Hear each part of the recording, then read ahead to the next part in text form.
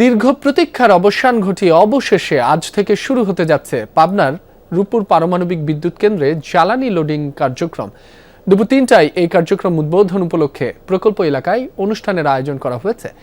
ডাক ও টেলিযোগাযোগ বিভাগ, তথ্য প্রযুক্তি বিভাগ এবং বিজ্ঞান ও প্রযুক্তি মন্ত্রণালয়ের মন্ত্রী ফকির মাহমুদ আনামের সভাপতিত্বে অনুষ্ঠানে বক্তব্য দেওয়ার কথা রয়েছে বিজ্ঞান ও প্রযুক্তি মন্ত্রণালয়ের সচিব আনোয়ার হোসেনের।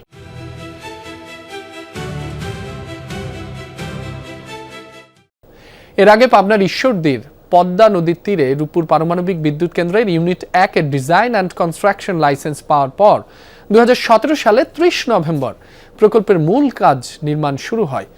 কাজ শেষে চলতি মাসের ১৬ তারিখে বাংলাদেশ পরমাণু শক্তি নিয়ন্ত্রণ কর্তৃপক্ষ প্রথম ইউনিটের জন্য কমিশনিং লাইসেন্স দেয়। এটি সফল হলে প্রথম ইউনিট থেকে অন্তত ৩০০ মেগাওয়াট বিদ্যুৎ জাতীয় গ্রিডে যুক্ত হবে বলে আশা করছে কর্তৃপক্ষ। এ বিষয়ে আরো জানাতে যুক্ত হচ্ছেন সহকর্মী কলিট তালুকদার। কলিট, ইউরেনিয়াম ব্যবহারের ধাপগুলো জানাবেন, স্থানীয়দের আগ্রহ কেমন দেখছেন এই বিষয়ে সেটিও জানতে চাই। হ্যাঁ রাব্বি, আপনার শেষ কথা দিয়ে আসি। আসলে স্থানীয়দের যে আগ্রহ, এটি দীর্ঘ একটি প্রতীক্ষার পরে আজকে সেই রূপপুর পারমাণবিক বিদ্যুৎ কেন্দ্রের যে জ্বালানি লোডিং কার্যক্রম সেটি শুরু হচ্ছে দুপুর ৩টায়। এটা নিয়ে কিন্তু আসলে স্থানীয়দের একটি ব্যাপক আগ্রহ ছিল।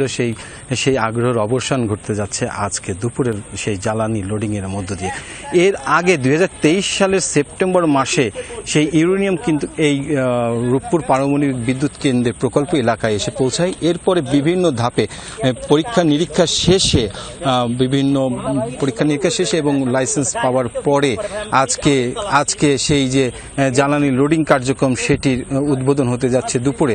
এবং এই লোডিং কার্যক্রম চলবে আসলে ৩০ থেকে ৪০ দিন সময় লাগবে। ৩০ থেকে ৪০ দিন সময়ের পরে বিভিন্ন ধাপে পরীক্ষা নিরীক্ষার পরে জুলাই মাসের শেষ দিকে অথবা আগস্ট মাসের শুরু থেকে সেই জাতীয় গ্রিডে ৩০০ মেগাওয়াট যে বিদ্যুৎ দেবার আশা করছে সংশ্লিষ্ট কর্তৃপক্ষ।